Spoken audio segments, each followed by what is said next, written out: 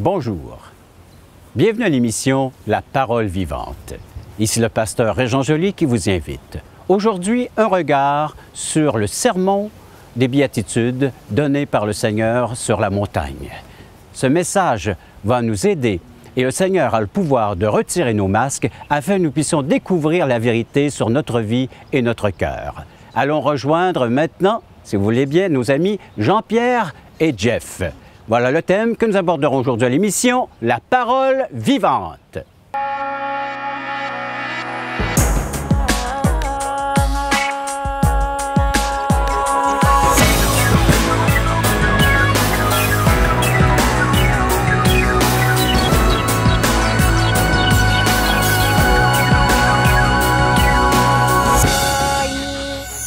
Nous sommes en Galilée, aux abords du lac Tibériade, un endroit où le Seigneur a choisi ses disciples, a fait plusieurs miracles. Il a même marché sur ses eaux. Des endroits souvent mentionnés dans les Saintes Écritures, dans la Bible. Il a même fait un grand discours apporté par, entre autres, l'évangéliste Matthieu, appelé les Béatitudes. Oui, le Sermon sur la montagne, qui est considéré comme un des grands discours de Jésus. Et ça se serait déroulé juste derrière nous sur ce qu'on appelle le mont des Béatitudes. Évidemment, lorsqu'on pointe la montagne, il y a même une église qui a été construite comme étant l'église du mont des Béatitudes. On a identifié l'endroit, mais c'est peut-être pas tout aussi certain qu'on aimerait le penser.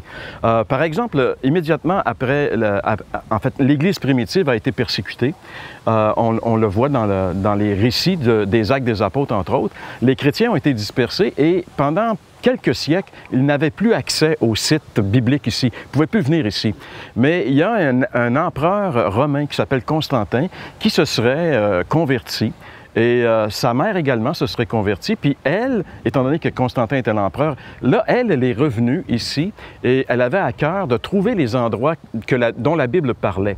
Et lorsqu'elle trouvait un endroit, pour s'assurer que l'endroit ne serait pas profané, elle faisait construire une église. C'est comme ça qu'on a l'église du Saint-Sépulcre. Enfin, la première église du Saint-Sépulcre était construite par Hélène.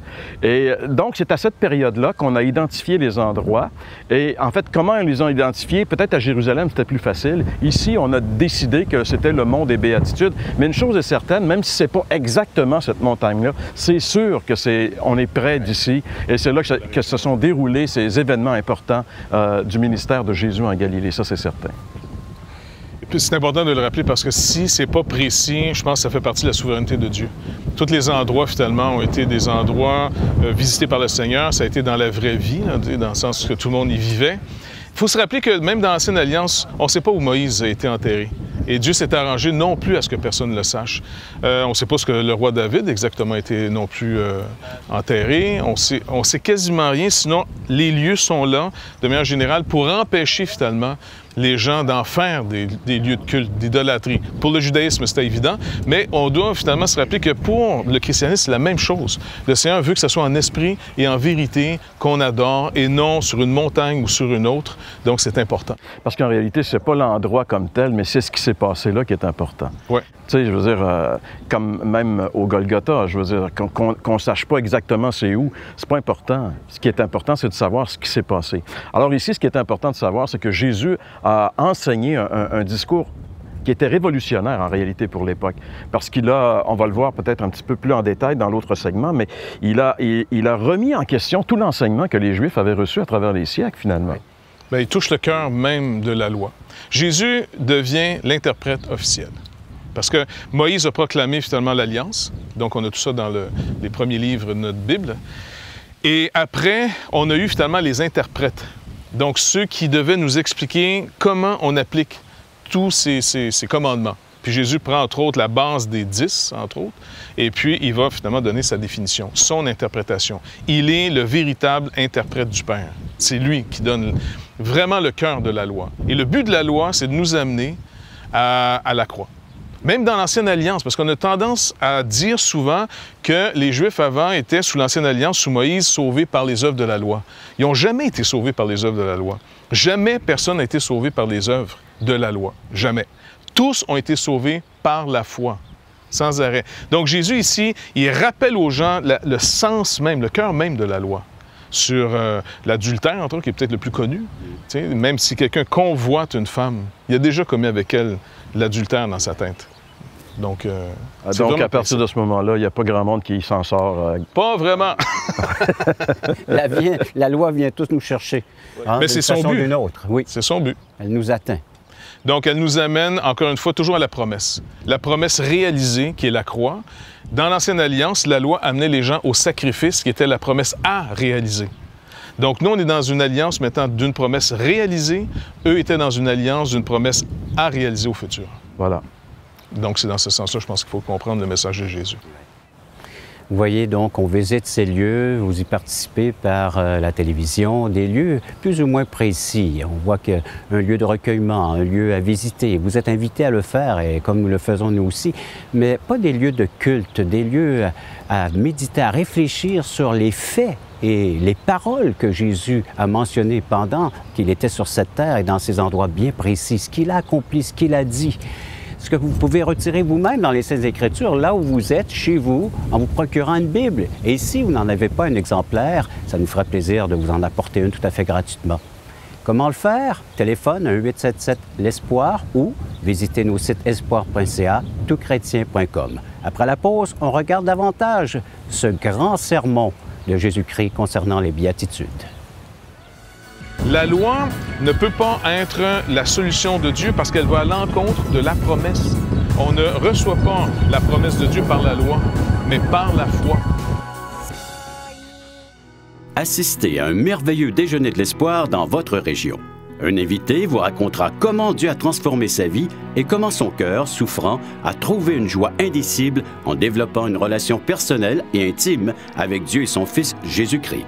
Des églises locales organisent de tels déjeuners dans plusieurs régions du Québec. Découvrez où et quand vous pouvez assister à un déjeuner de l'espoir dans votre région en visitant le site espoir.ca et en cliquant sur l'onglet « Déjeuner ».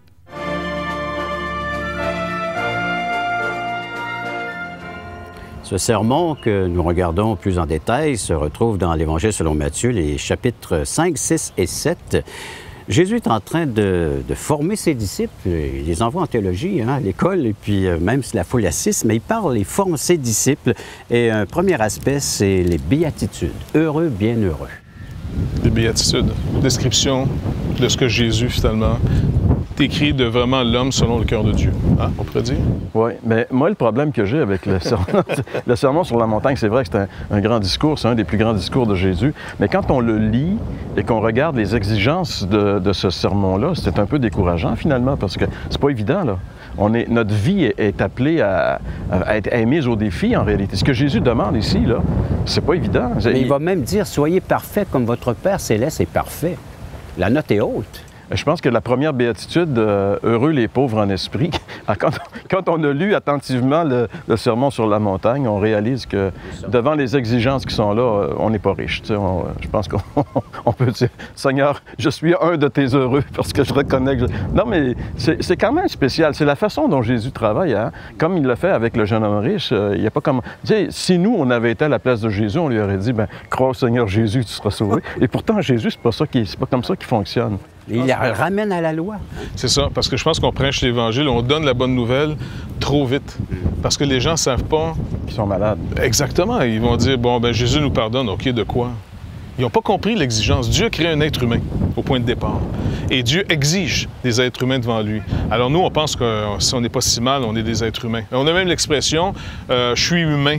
En d'autres mots, ça veut dire « je ne suis pas parfait ». Ça excuse tout. Ça excuse. Donc, le but du Seigneur, dans toutes ses alliances, c'était que la loi dit ce que Dieu exige.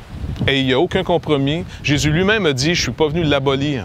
Il n'est pas venu même la diminuer. Il est venu l'accomplir, mais jamais l'abolir. Donc, la loi demeure. La loi dit, par exemple, Dieu a demandé un être humain, alors Dieu veut un être humain. Et comment on peut savoir qu'est-ce qu'un être humain? C'est la loi qui le décrit, en partant. Fait que quand on entend la définition, l'interprétation que Jésus fait de la loi, c'est supposé de nous faire pleurer. C'est supposé de nous décourager. La meilleure histoire dans l'Ancien Testament pour nous montrer cet exemple. Il y en a plusieurs. On se rappelle au Sinaï, qu'est-ce que le peuple dit lorsqu'ils entendent la voix? Et puis qu'ils entendent, ils vont réaliser ce que Dieu demande. Ils vont dire... Vas-y. Non, ils vont préférer que Moïse aille chercher l'enseignement de Dieu plutôt qu'eux le reçoivent personnellement parce qu'ils craignent, ils ont peur. Mourir. Oui. Ils disent, on ne veut plus entendre cette voix de peur qu'on meure. Et le Seigneur salue cette attitude de manière positive. Ils ont compris. S'ils pouvaient toujours être comme ça, s'ils pouvaient toujours réaliser leurs besoins de moi, de ce que je vais faire, la promesse. La loi ne peut pas être la solution de Dieu parce qu'elle va à l'encontre de la promesse.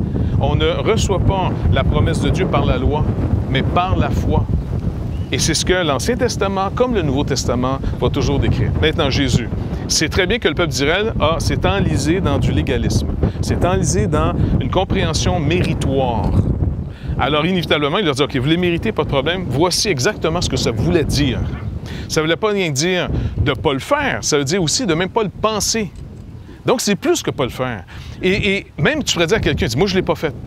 OK, j'ai pas fait d'adultère. Super. Tu as-tu déjà pensé? Ben, je ne l'ai pas fait. Oui, non, je sais, mais tu l'as-tu déjà pensé? Hey, je ne l'ai pas fait. Mais en réalité, si tu t'es retenu, c'est que le mal, tu dois reconnaître qu'il est en dedans de toi. Ouais. Le principe est actif pareil, même si tu n'y as pas permis de sortir. À ton honneur, pas de problème. Mais néanmoins, si tu es obligé de te retenir, c'est que tu réalises que ce mal est vraiment toi. La loi l'a vraiment identifié. Donc, le but, c'est pas de ne pas le faire. Le but de la loi, c'est de dire, moi, j'ai créé des êtres qui ne le pensaient même pas, qui auraient été normalement, comme moi, fidèles à leurs alliances, qui auraient été fidèles, non seulement à exiger peut-être d'une relation, mais à donner totalement leur vie pour cette relation. Un mari, par exemple, selon le cœur de Dieu, non seulement il pense même pas, selon la loi, là, il pense même pas à convoiter une autre femme, mais en plus, il est prêt à donner sa vie pour sa femme. Et donc ça, c'est vraiment, on est souvent loin de cet idéal. Le but de la loi, dans l'Ancien Testament, une autre histoire qui nous le montre, c'est d'amener les gens finalement toujours à la promesse, c'est lorsque Esdras et Néhémie, lorsque le peuple revient de Babylone. Il y a eu une déportation. On est 70 ans après la déportation, on est en train de revenir dans le pays. Mais pour que le pays soit sur une bonne base, Esdras et Néhémie vont finalement rassembler tout le peuple et leur lire la loi. Faire une lecture publique. Exactement, dans un but. Comprenez maintenant ce qu'elle dit. D'abord, c'était lu en hébreu. Le peuple, vu qu'il revient, et il ne parle plus l'hébreu, mais l'araméen. Ça doit être interprété. Ça doit être interprété. On leur dit en araméen ce que ça veut dire, jusqu'à temps qu'on réalise qu'ils ont compris. Et comment ils ont su qu'ils ont compris? Lorsque le peuple s'est mis à pleurer. Et lorsque le peuple s'est mis à pleurer, ils ont arrêté en disant, ça y est, parfait, réjouissez-vous maintenant, oui. C'est la fête. Heureux ceux qui pleurent. Exactement, parce que vous avez compris où on voulait en venir. Un cœur repentant. Oui. Et là, la promesse est rappelée. Là, on apprécie la bonne nouvelle. Mais Dieu, dans son grand amour, donne son Fils à notre place. Et c'est pour ça qu'il n'y a pas de salut autre qu'en Jésus-Christ, car toutes les religions sont « OK, on va essayer de l'accomplir ». Alors, un peu notre problème, nous, évangéliques modernes, notre problème, c'est souvent de présenter la solution avant de parler du problème. C'est un peu ça qui fait que... Le remède avant de diagnostiquer puis de parler de la maladie. Ce que Jésus ne faisait pas, lui. C'est pour ça, des fois, lorsqu'on lit les Nouveaux Testaments puis on regarde de la façon dont Jésus évangélise, c'est très, très différent de nos méthodes modernes. Ah oui, il parle beaucoup, beaucoup des exigences de Dieu. Tu as l'impression quasiment qu'il y a un programme légaliste. Mais il n'est pas légaliste. Il amène les gens, comme la femme de Samaritaine, il amène les gens face à eux-mêmes, finalement, pour qu'ils réalisent eux-mêmes. Lui, il les accuse pas avec son doigt, mais il les amène, eux, à réaliser. Il nous amène, nous, en fait, à réaliser ce qu'on est. C'est un peu le sermon sur la montagne, finalement. C'est ce qu'il est en train de faire avec ses disciples. Oui, exactement. Et à plusieurs reprises, on va voir qu'il atteint ce but. Et ça va de plus en plus profondément. Alors, quand le jeune homme riche vient et il dit « Qu'est-ce que je dois faire, bon maître, pour mériter la vie éternelle? » Jésus, il dit d'abord, il dit « Pourquoi m'appelles-tu bon? Un seul est bon. » Il ramène ça encore à Dieu.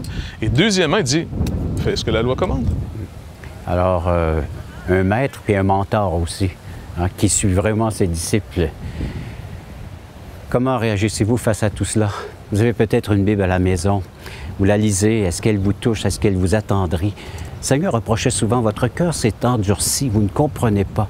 En lisant cette parole de Dieu, cet enseignement, notre cœur devrait s'attendrir et de vivre cette repentance et d'aller vers Jésus-Christ, le seul qui peut nous faire révéler ces vérités. Vous aimeriez nous faire connaître vos réactions, vos commentaires? Vous pouvez le faire en composant le numéro de téléphone 1-877-L'Espoir ou via nos sites internet espoir.ca, toutchrétien.com. Après la pause, on continue à étudier, à examiner ce sermon de la montagne. Quand tu n'auras plus une scène, alors suis-moi. Alors le Seigneur le rend totalement dépendant de lui. Et le jeune homme riche, naturellement, s'en va. Pierre qui constate la situation, panique à bord, en disant « Hey, wow, qui peut être sauvé? » Voulez-vous combler le vide dans votre âme?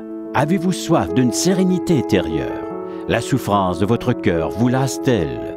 Appelez dès maintenant pour recevoir gratuitement un évangile de Jean pour connaître l'amour de Dieu, un Nouveau Testament pour trouver des réponses à plusieurs de vos questions, le livre Destination finale pour comprendre la nécessité du salut et finalement la Bible et le salut qui nous explique comment recevoir Jésus. Contactez-nous à espoir.ca ou composez 1-877-L'Espoir.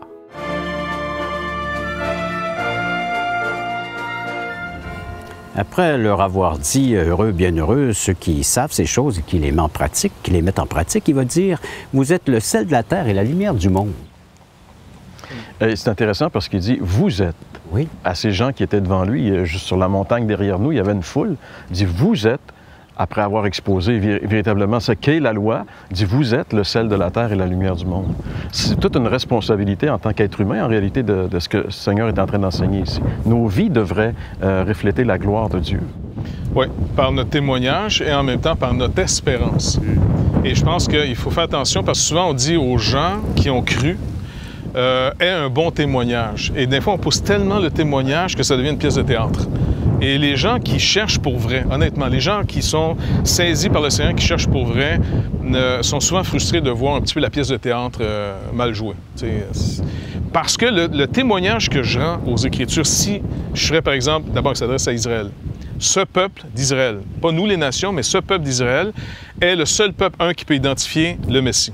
Car lui seul a les oracles officiels de Dieu. Et deuxièmement, le sel. On a beaucoup parlé sur le sel, mais selon les Écritures, qu'est-ce que Jésus entend par le sel? Vous êtes le sel. Si on revient encore une fois à la promesse, à l'espérance d'Israël. L'espérance d'Israël, c'est le salut, la délivrance. Et Dieu s'est engagé par alliance. Donc, pour que Israël se rappelle sans arrêt qu'il y a une espérance, okay? Dans le sens, l'alliance promet une délivrance. Dieu s'engage. Il dit, tu vas mettre du sel sur toutes tes offrandes. Ça fait étrange, comme si Dieu voulait ces sacrifices bien salés. Tu vois? Mais en réalité, il dit, tu vas mettre du sel sur toutes tes offrandes, Lévitique 2.13, parce que le sel, c'est le signe de l'alliance. À toutes les fois que tu mets du sel, rappelle-toi, c'est le signe que j'ai fait alliance. Le monde entier peut espérer, car j'ai promis de le délivrer. Mais il dit, si vous êtes le sel, vous perdez votre saveur. Si vous êtes, vous, Israël, et que vous ne croyez plus à la promesse, si vous pensez que je vous ai donné simplement, comme toutes les nations, une religion pour essayer de monter en haut de la montagne, plutôt que de comprendre que quand j'ai fait alliance avec vous, Moïse est descendu de la montagne avec la promesse. Il n'a pas dit au peuple monter vers Dieu. Dieu a dit à Moïse, toi qui es en haut de la montagne, descends avec ce que tu as vu sur la montagne. La loi était dans le coffre.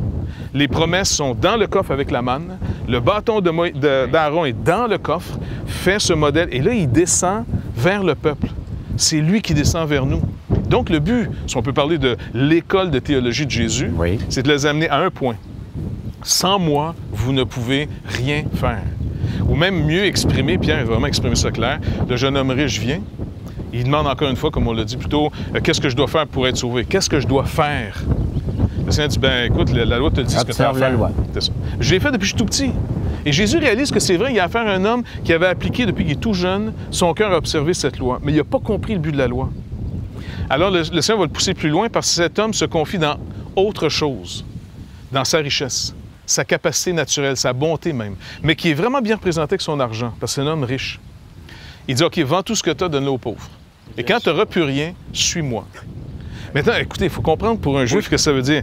Quand tu n'auras même plus de quoi t'acheter un pigeon pour faire un sacrifice, parce qu'il fallait au moins que le pauvre achète un pigeon, tu vois? Oui. Quand tu n'auras plus une scène, alors suis-moi. Alors le Seigneur le rend totalement dépendant de lui. Et le jeune homme riche, naturellement, s'en va.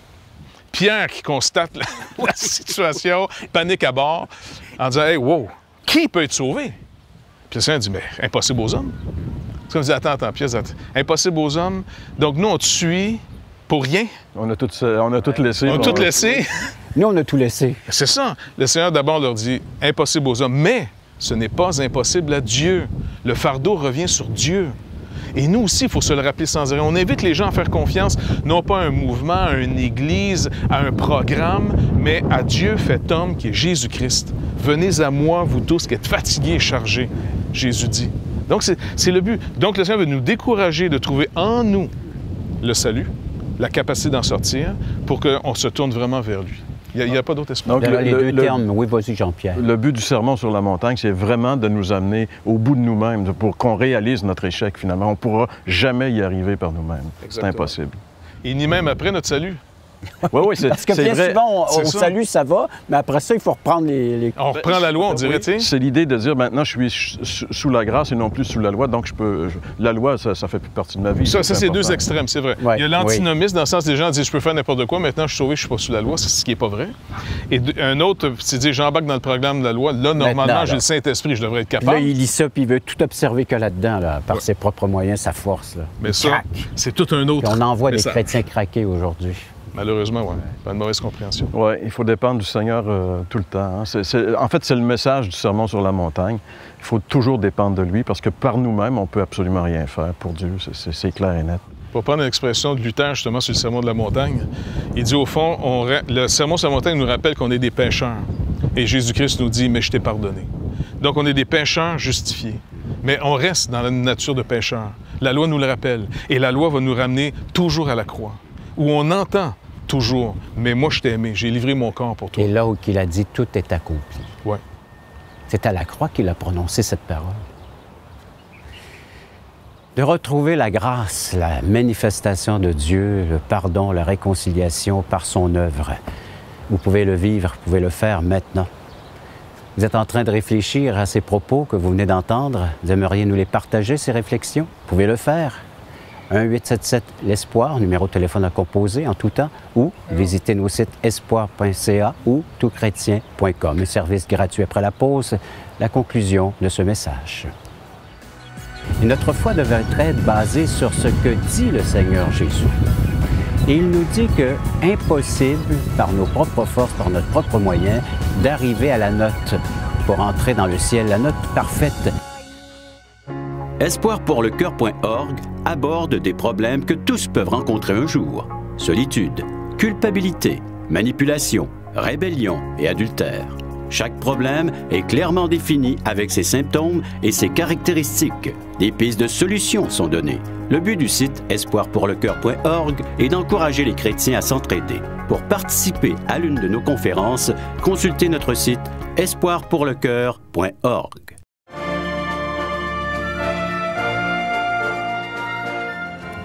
Jésus termine cet enseignement sous la forme d'une illustration. Il aime bien les illustrations, notre maître. Les deux maisons. Comment bâtir notre maison? Sur quel fondement la bâtir? Et cette illustration, elle est très claire. Elle n'est pas compliquée en réalité. Peut-être on pourrait dire, oui, c'est difficile de comprendre véritablement le sermon sur la montagne, mais la conclusion n'est pas difficile. Regarde, il y a deux maisons. Une est construite sur le sable, l'autre sur le roc. Un torrent vient, une tempête arrive, il y en a une qui est démolie, l'autre reste là. Et la clé d'interprétation de cette parabole des deux maisons, elle est simple. Celui qui met en pratique et celui qui ne met pas en pratique. Alors, on a lu, on a regardé, Jeff nous a très bien expliqué tantôt la teneur du sermon sur la montagne. Et Jésus arrive à la fin comme pour surligner ces choses-là en disant ce que je vous ai dit, là, c'est sérieux, vous devez le mettre en pratique pour nous amener encore à la même place, finalement. Exactement. Si on ne met pas en pratique la loi, parce qu'il y a une tendance chez beaucoup de gens de penser que la loi n'est pas importante ou que Jésus est venu même dire, bon, ben, on arrête ça. Si on ne met pas en pratique la loi, on ne comprend pas l'Évangile. On ne peut pas arriver à la croix. On ne comprend pas de quoi Dieu veut nous pardonner. C'est seulement en mettant ces choses en pratique qu'on arrive à comprendre le besoin du pardon, le besoin de la grâce, le besoin d'une autre sorte de vie, et qui ne vient que par l'œuvre de Jésus-Christ. Et puis, bien souvent, le Seigneur va dire, vous avez appris des anciens, donc des interprètes de la loi de ce temps, tout comme nous, on a nos interprètes de la loi, nous aussi. Sur quoi est basée notre foi? Sur ces interprétations de la loi. Et le Seigneur dit, vous avez entendu ces choses, mais moi je vous dis. Et notre foi devrait être basée sur ce que dit le Seigneur Jésus. Et il nous dit que impossible, par nos propres forces, par notre propre moyen, d'arriver à la note pour entrer dans le ciel, la note parfaite. Dans Matthieu chapitre 5, verset 42, il va dire « Soyez donc parfaits, comme votre Père céleste est parfait. » C'est la seule note, c'est la seule vie qui peut entrer au ciel, c'est une vie parfaite. Comment l'obtenir? Ce n'est pas par nos propres efforts, en essayant d'observer tout ce qui est écrit. Au contraire, le Seigneur nous démontre et veut nous démontrer encore une fois aujourd'hui que c'est impossible à l'homme d'y arriver par ses propres efforts. C'est en nous confiant en lui et dans ce que lui a accompli. Il a dit, je ne suis pas venu pour l'abolir, mais l'accomplir, la loi. Il l'a accompli pour nous. Et à la croix, car la loi veut nous emmener à la croix, montrer notre imperfection, montrer que nous sommes des gens qui ne peuvent obéir d'une façon parfaite au commandement de Dieu, nous emmène à la croix et de voir l'œuvre parfaite qui a été accomplie une fois pour toutes et de nous l'offrir. Un cadeau, un présent, une faveur non méritée, une grâce. Le Seigneur vous offre la vie parfaite, la vie éternelle, puisque cette vie parfaite n'a pas de fin.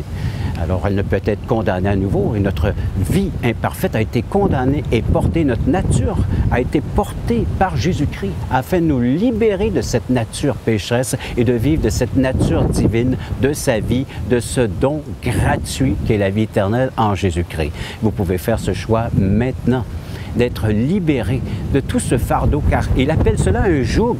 De porter la loi, c'est un joug, c'est lourd et on craque sous le poids. De réaliser que la parole de Dieu est là pour attendrir notre cœur, l'ouvrir à la perfection qui nous est offerte, celle de Christ, la vie de justice, une vie qui est approuvée par Dieu, un Dieu saint qui nous permet d'entrer dans sa présence, non par, encore une fois, par ce que nous sommes, mais à cause de ce que Jésus-Christ est et est devenu pour nous et pour vous. Un geste de foi, vous pouvez le faire maintenant.